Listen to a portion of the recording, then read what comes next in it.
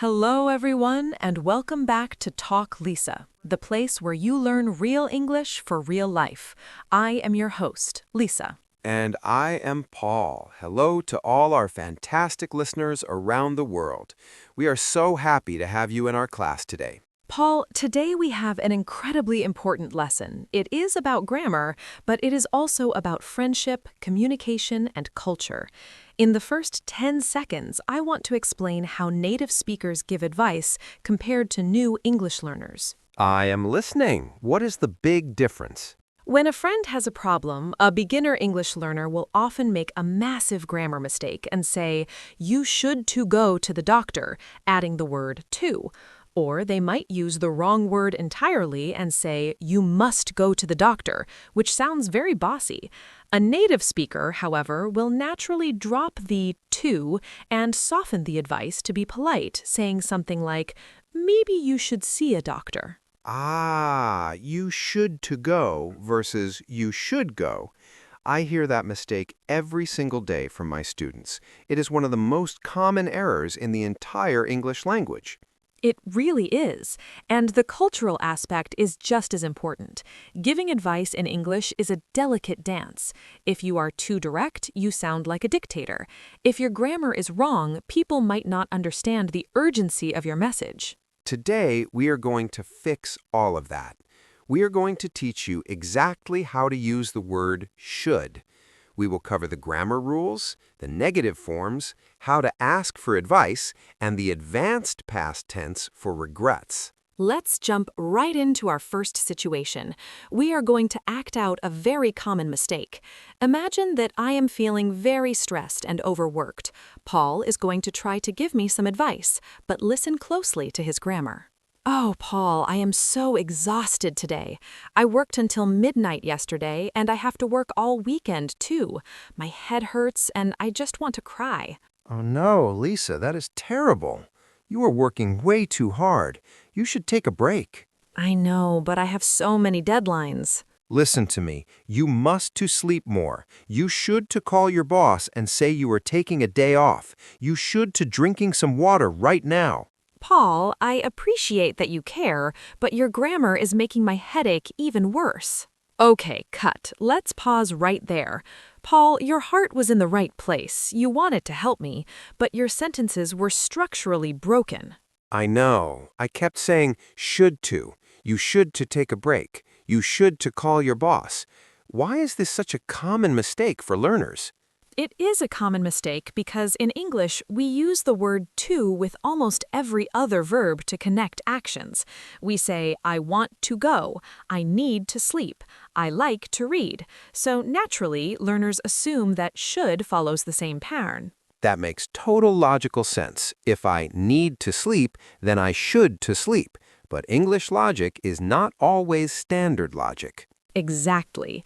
The word should belongs to a very special, elite family of verbs called modal verbs. Modal verbs like can, could, will, would, must, and should. Yes, and modal verbs have a golden, unbreakable rule in English grammar. Listeners, please write this down in big capital letters in your notebook. The suspense is killing me. What is the golden rule? The golden rule is modal verbs never take the word to after them. They must be followed immediately by the base verb, the bare infinitive, with absolutely nothing in between. No to, no ing, no ed, just a pure, naked verb. Exactly. Let's look at your mistakes from the role play.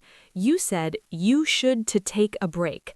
How do we fix that using the golden rule? We just delete the to. The correct sentence is, you should take a break. Perfect. Subject plus should plus base verb. You should take. What about your next sentence? You said you must to sleep more. Must is also a modal verb, so I break the rule there too. I remove the to. The correct sentence is, you must sleep more. Excellent. And what about your final piece of advice? You said you should to drinking some water. You broke two rules there. Oh, wow. I added to and I added ing to the verb. I created a monster sentence. You did. How do we strip it down to the bare minimum? Remove to, remove ing, just use the base verb drink. The correct sentence is, you should drink some water. Flawless. You should drink some water. It sounds so clean, so natural, and so grammatically perfect. Let's practice this so our listeners can repeat it at home. I'll give the bad sentence, and Lisa, you give the correct sentence. I am ready. Bad. He should to study for the test. Good. He should study for the test. Bad. We should to going home now. Good. We should go home now. Bad. They should to eat vegetables. Good. They should eat vegetables. It really is that simple. Just drop the to. But Lisa, before we move on, we absolutely must talk about the pronunciation of the word should. It looks very strange when you spell it. Yes, it does. should. It looks like it has an L sound in the middle. It looks like it should sound like should. But native speakers do not pronounce the L at all, do they? No, the L in should is 100% silent. It's a ghost letter. It's only there for historical spelling reasons, but it makes no sound. So how do we say it? The vowel sound in the middle is a short, relaxed sound. It rhymes perfectly with the words good and would. Good, would, should. Yes, say it with me. Should. D. Should. You should go. Excellent. Do not push your tongue up to make an L sound. Keep your tongue relaxed. Should. Okay, I have mastered the positive grammar. But what if I want to tell someone not to do something? What's the negative form? Let's do another role play to demonstrate the mistake learners make here. Great idea. In this situation, I am eating something I really shouldn't be eating. Paul is going to advise me to stop. Lisa, what is that you are eating? It is 9 a.m. Oh, this? This is a giant chocolate cake with extra frosting and a side of ice cream. It's my breakfast today. A giant chocolate cake for breakfast? Lisa, that is so unhealthy. You don't should eat that. You don't should eat it? Why not? It tastes delicious. Because it has too much sugar. You doesn't should eat cake in the morning. You should to eat eggs. Paul, your negative grammar is worse than my breakfast choices. Okay, cut. Paul, you made a very logical but very incorrect attempt at creating a negative sentence. I know. I said you don't should eat that, and you doesn't should eat cake. In present simple tense, we use don't and doesn't to make negatives. I don't like cake. She doesn't eat sugar. So why can't I use don't with should? Because, remember, should is a magical modal verb. Modal verbs do not need helper verbs like do or does to make a negative. They are strong enough to carry the negative word not all by themselves. Ah, so I just attach not directly to the word should. Exactly. Should plus not equals should not. You should not eat that. That sounds very formal and serious. It is, and in spoken daily conversation, we almost always contract those two words together. We squeeze them into one word. What is the contraction? Shouldn't. Shouldn't. SHOULDN'. Yes. Let's fix your sentences from the role play using the contraction. Okay, instead of you don't should eat that, I will say you shouldn't eat that. Perfect. And again, notice the golden rule applies. After shouldn't, we use the bare base verb. No to, no ing. You shouldn't eat. You shouldn't eat that. Let's practice a few more negatives so our listeners can hear the rhythm. Good idea. I will give a bad action, and you give me the negative advice. Ready. I am driving way over the speed limit. You shouldn't drive so fast. I am watching TV instead of studying for my final exam. You shouldn't watch TV right now. I am going outside in the snow without a jacket. You shouldn't go outside without a jacket. Perfect. Now, Paul, let's talk about pronunciation again. Shouldn't can be a bit tricky to say quickly. Yes, shouldn't. It has a hard T at the end. Actually, in fast, natural American and British speech, native speakers often swallow or completely drop that final T. Really? They drop the T? Yes, instead of saying you shouldn't go with a sharp T, we often stop the air in our throat. It's called a glottal stop. Or we just blend it into the next word. It sounds more like you shouldn't go. You shouldn't go. You shouldn't eat that. Oh, wow, that flows so much faster. It does. It requires less effort from your mouth. He shouldn't say that. Try it, listeners. Don't stress the T. Let the word flow into the verb. Okay, so we have you should go and you shouldn't go. We know how to give positive and negative advice. But Lisa, what if I'm the one with the problem? What if I want to ask for advice? Asking for advice. This requires changing the word order to form a question. How do we do that? Do we use do? Do I should go? No, remember, modal verbs don't like the do helper verb. To make a question, you simply invert or swap the subject and the word should. Swap them. So instead of I should, I say should I? Exactly. Should I is the most common way to ask for advice in English. Let's practice. I have a problem, Lisa. I have a job interview tomorrow, but I also have a ticket to a really great concert. What should I do? What should I do? That is the ultimate advice-seeking question. Well, Paul, you should go to the interview. The concert is fun, but a job is your future. That is good advice. Here's another one. I want to improve my English vocabulary. Should I read books or should I watch movies? You should do both, but reading books is excellent for seeing how words are spelled. Notice how Paul constructed those questions, listeners. Should I read? Should I watch? What should I do? The word should jumps to the front of the subject. Should we leave now? Should they call the doctor? Where should I park? It's a very consistent, easy formula once you know it. It is. But Paul, now we are entering the danger zone of giving advice. The danger zone? What makes giving advice dangerous? Giving advice can be culturally dangerous. In many cultures, giving direct advice is a sign of caring. If you tell your friend, you should lose weight, or you should quit your job, it shows you love them and want them to improve. Yes, in many places being direct is being a good friend. But in English-speaking cultures like the US, the UK, Canada, Australia, giving direct, unsolicited advice can be seen as very rude, bossy, or arrogant. Even if you use the word should correctly? Yes, even if your grammar is perfect. If you just say, you should quit your job, the other person might feel attacked. They might think, who are you to tell me what to do with my life? Wow, so how do we give advice without sounding like a dictator? We have to use softeners. We have to pad the advice with polite phrases that make it clear we are offering an opinion, not a command.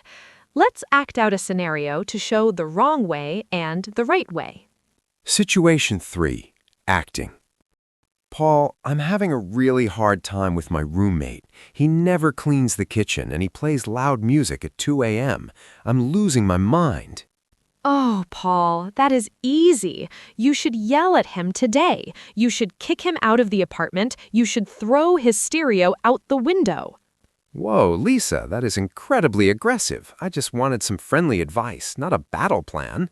I'm just telling you what you should do. End of situation 3.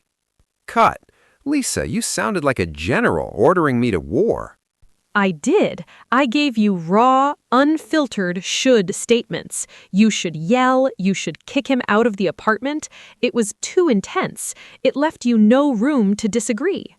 So what are the softeners I can use to make the advice sound friendly and supportive? The most common and useful softener is simply adding the phrase, I think, before the advice. I think you should. Yes, it's magical. By adding I think, you are immediately taking ownership of the idea. You're saying, this is just my personal opinion. You don't have to follow it, but here's my thought. It makes the advice subjective, not objective. Let's hear the difference. Direct, you should talk to him. Softened, I think you should talk to him. Wow, it really changes the entire feeling of the sentence. It feels safe. It does. If you want to be even softer, you can add maybe. Maybe you should talk to him. That's incredibly gentle. It's barely advice. It's almost just a light suggestion. Yes, maybe you should try wearing earplugs. It's helpful, but not demanding. What about another famous phrase? I hear people say, if I were you. Ah, yes. If I were you, I would. This is a fantastic high-level way to give advice. It's a conditional sentence, specifically the second conditional. If I were you, let's break that down. It means if I magically stepped into your body and lived your life, this is the action I would take. Exactly. It is the ultimate expression of empathy. You are putting yourself in their shoes. If I were you, I would sit down and have a serious conversation with him. Perfect. Notice that in this structure, we don't actually use the word should at all. We use would. That is interesting. If I were you, I would. Yes, because you are imagining a hypothetical situation. If I were you, I would look for a new apartment. It is brilliant for giving advice without sounding pushy. Let's practice these softeners. I'm going to give you a problem, Lisa, and I want you to give me advice using our 3 polite methods. I think you should, maybe you should, and if I were you. I am ready. Give me a problem. My boss is asking me to work every weekend and I am not getting paid extra. I am very tired. Okay. Method 1. I think you should schedule a meeting with your boss to discuss your hours. Method 2. Maybe you should start looking for a different job that respects your time. Method 3. If I were you, I would politely refuse to work this upcoming weekend and explain why. All 3 of those responses felt supportive, professional, and polite. None of them felt bossy. Listeners, memorize these softeners. They will save your relationships. They truly will. Now, Paul, we have covered the present and the future. We know how to tell people what to do today and tomorrow, but what about the past? The past? You can't give advice for the past. The past is already finished. You can't change it. That is true. You cannot change the past. But you can talk about what was the right thing to do in the past. We use this grammar to express regrets, to criticize a past mistake, or to analyze what went wrong. Ah, regrets. I have a few of those. Let's do a role play to show how learners usually make mistakes when trying to talk about past advice. Great. In this scenario, Paul has just received a very expensive parking ticket. I am going to try to tell him he made a mistake yesterday. Lisa, look at this. I got a parking ticket for $100. I am so angry. Oh no, Paul. Where did you park your car? I parked in front of the red fire hydrant yesterday. I was only there for 5 minutes. Well, Paul, yesterday you should park in the garage. You shouldn't park by the fire hydrant yesterday. Yesterday I should park? But should is for today. I know. You should to parked yesterday? You shoulded park? I don't know how to put should in the past tense. Cut. That was a massive grammar collapse. You shoulded park. You should to parked. It sounds terrible. It does. Many learners try to add ed to should to make it past tense, but should never changes its spelling. You cannot say shoulded. Or they try to put the main verb in the past tense. You should parked. That is also a violation of the golden rule. Remember, modal verbs are followed by the bare base verb. You can never say should parked. So what is the secret? How do we talk about past regrets and past mistakes? To travel to the past with a modal verb, we need to create a specific time machine structure. The structure is should, plus have plus past participle. Let me write that down. Should have past participle. Yes, the word have acts as the bridge to the past, and the past participle, the third column of the verb list, like eaten, gone, seen, tells us the action. Okay, let's apply this formula to my parking ticket mistake. You want to tell me that parking in the garage was the right idea yesterday. Subject, you, modal, should, bridge, have, verb 3, park, parked. You should have parked in the garage. Bingo. You should have parked in the garage. That means that was the correct action in the past, but you did not do it, and now you have a bad result. Wow, you should have parked. Let's look at the negative. You want to tell me that parking by the fire hydrant was a bad idea yesterday. Subject, you, negative modal, shouldn't, bridge, have, verb 3, parked. You shouldn't have parked by the fire hydrant. You shouldn't have parked by the fire hydrant. That means that was a bad action in the past, but you did do it, and now you have a $100 ticket. Exactly. It's the grammar of regret and hindsight. Let's practice a few more. I will tell you a bad result today, and you tell me what I should have done yesterday. Okay, challenge accepted. I failed my English exam this morning. You should have studied harder last night. I'm starving because I didn't eat breakfast. You should have eaten before you left the house. I got completely soaked in the rain because I didn't check the weather. You should have brought an umbrella. Excellent. You used the past participles perfectly. Studied, eaten, brought. Lisa, I love this grammar structure, but I have to ask about pronunciation again. When I listen to native speakers in movies, they never clearly say should have. It sounds like one mashed up word. You are absolutely right. In written English, we write should have, but in spoken English, we use contractions. Should have becomes should've. Should've. SHOULD''VE. Yes, but it gets even lazier than that.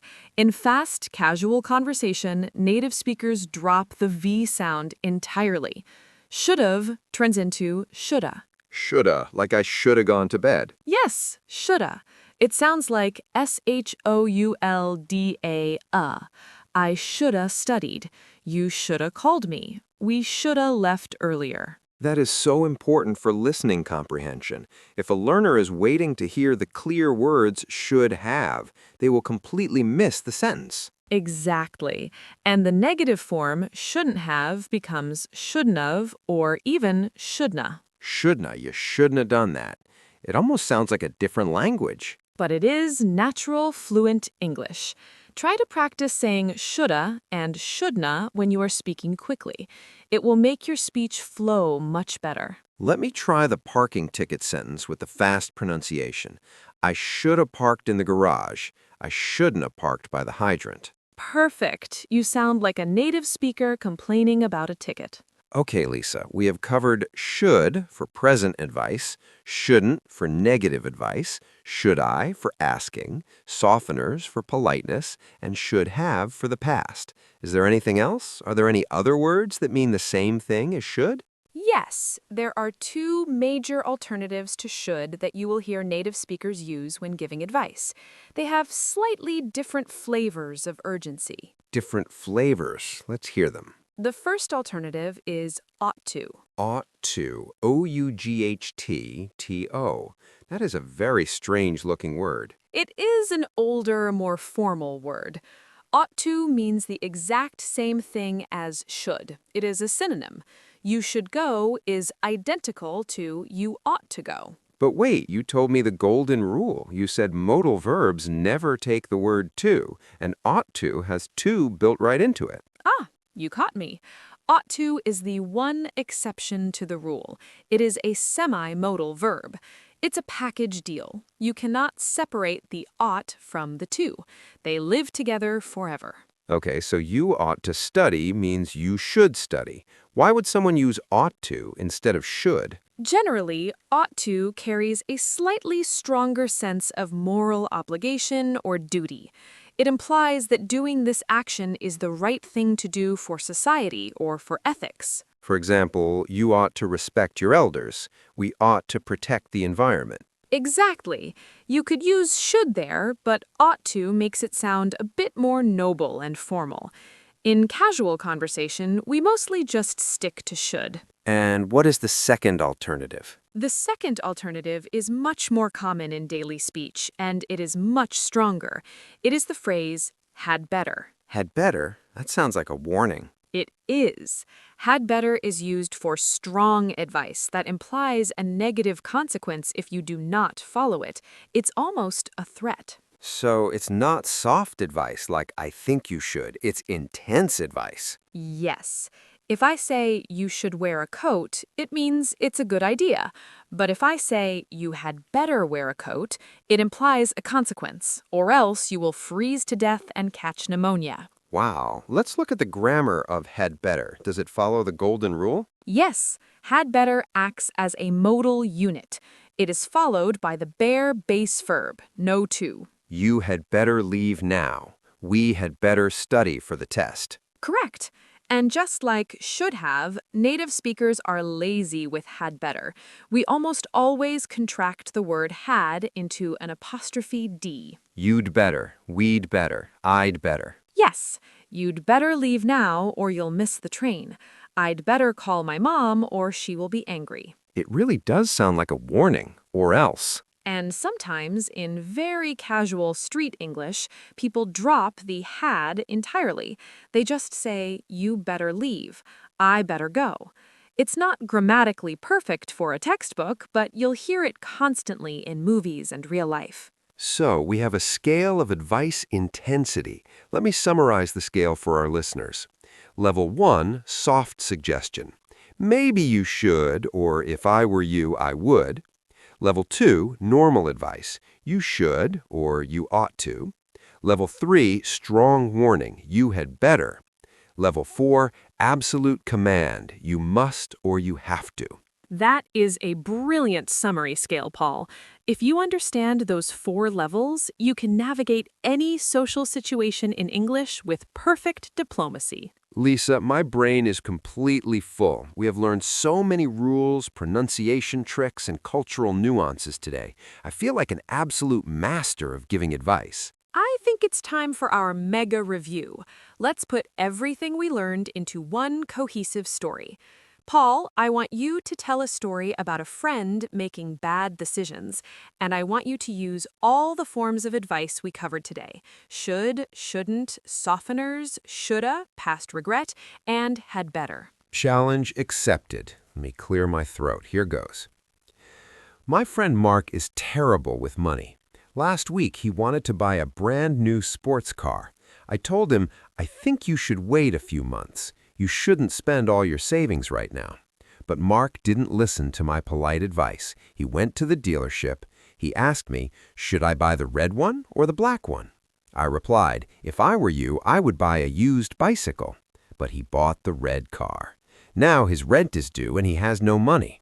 I looked at him and said, Mark, you should have listened to me. You shouldn't have bought that car. Now you had better find a second job or you're going to lose your apartment. Standing ovation, Paul. That was magnificent. You hit every single grammatical point flawlessly. You used the softeners, you used the negative, you formed the question correctly, you used the past regret, shoulda, and you ended with a powerful had better warning. Thank you, thank you. It felt great to weave all of those structures into one logical story. Listeners, if you can tell a story like Paul just did, you are speaking English at an incredibly high, fluent level. You are not just communicating facts, you are communicating emotion, regret, and warning. That's what fluency is all about. It's not just avoiding should to, it's understanding how the language feels. Absolutely. Well, Paul, we have successfully conquered the grammar of should. I think we gave our listeners some excellent advice today. I agree, but before we finish, we must give our amazing students their homework challenge. They need to practice writing these sentences themselves. Yes, learning is not passive. You have to produce the language to remember it. So we have a fun challenge for you in the comment section below. We want you to give us advice. Imagine that a new English learner asks you this question. I want to improve my English fluency, but I'm very shy. What should I do? We want you to write a comment giving them advice. Try to use at least 2 different structures from today's lesson. Use a soft phrase. I think you should practice in the mirror. Or use a negative. You shouldn't worry about making mistakes. Or use the if I were you structure. If I were you, I would watch Talk Lisa every day. We love that advice. Write your sentences in the comments. We read every single one, and we will reply to help you fix any small grammar errors. It's a safe place to practice. Thank you all so much for dedicating your time to learning with us today. This was a massive lesson, and you should be very proud of yourselves for finishing it. See what I did there? I used should for a logical conclusion. Very clever, Paul. If you found this deep dive lesson helpful, you should definitely hit the like button. It tells the YouTube algorithm that our content is valuable, and it helps our channel grow so we can keep making free lessons for you. And if I were you, I would hit the subscribe button and turn on the notification bell because we have many more masterclass lessons coming soon. We make a great team. Keep practicing your modals, keep dropping that silent L, and never be afraid to give polite advice. We'll see you in the next episode, everyone. Have a wonderful, grammatically correct day. Bye for now. Stay curious and keep learning.